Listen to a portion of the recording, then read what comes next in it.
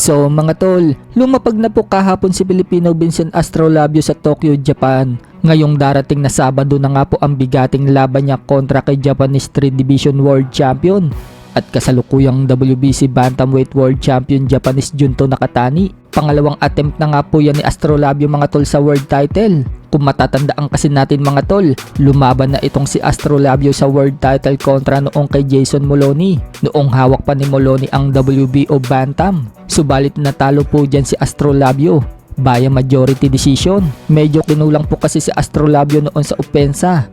Kaya na-outbox siya ni Moloney at lumamang sa puntusan ng Australian. Pero ngayon, baka na-fix na po ni Astrolabio ang pagkakamali niya sa laban na yun. Marami po ang umaasang Pinoy fans mga tol na makasilat ang ating pambato.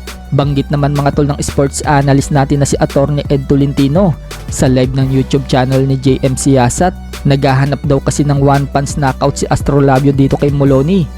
Kaya na-outbox daw siya ni Moloney. Sana nga daw na-fix na ni Astrolabio yung pagkakamali niya noon. Kung marami din daw magtapon ng jab itong si Moloney mga tol, mas mabigat daw ngayon ang makakalaban niyang si Nakatani. Mas majab daw itong si Nakatani at jab pa lang, madiin na daw ang suntok. Sobrang haba nga din daw nitong si Nakatani mga tol. Kaya dapat gawan daw ni Astrolabio ng paraan. Katulad daw ng ginawa ni Alexandro Santiago kay Nakatani. Nakakapasok daw ang left hook ni Santiago kay Nakatani. Dahil kapag bumitaw daw ng jab itong si Nakatani, mabagal daw bumalik. Kaya nasisingitan siya ni Santiago ng left hook. Pero hindi daw kilalang malakas sumuntok itong si Santiago. Pero sa tingin ni Attorney Ed Tolentino, kung si Astrolabio umano ang makatama ng left hook, mas malakas daw ang left hook nitong si Astrolabio.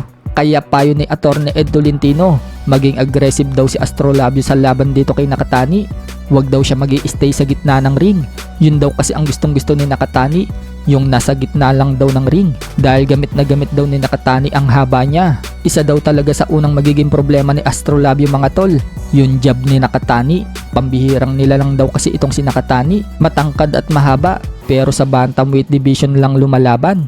Kaya hindi na daw nakapagtataka mga tol kung bakit hindi pa natatalo itong si Nakatani. Sa kabilang banda naman mga tol, Naoya Inoue, makakalimutin at may pagkalamya.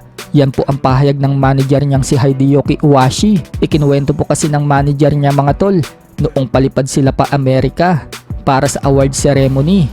Yun po yung pumunta si Inoue sa Amerika at tumanggap ng parangal. Kwento nga po ng manager mga tol, habang nasa airport umano sila, nawawala daw ang passport ni Inoue. Yung pala mga tol, naisama ni Inoue sa pagtapon ng basura ang passport niya. Kinalkal nga po nila ang basurahan mga tol, at yun, doon nga nila natagpuan ang passport. Hindi lang po yan yung unang beses mga tol, dahil pati ang cellphone ni Inoue nawawala din. Yun pala mga tol, naiwan ni Inoue sa bathroom. Kaya napasabi na lang ang manager ni Inoue mga tol, na mukhang mas ninenervyos pa daw si Inoue dyan kaysa daw sa pagbagsak ni Inoue sa labang kay Luis Nery. Panay nga po ang tawa ni Iwashi mga tol habang ikinukwento niya yan.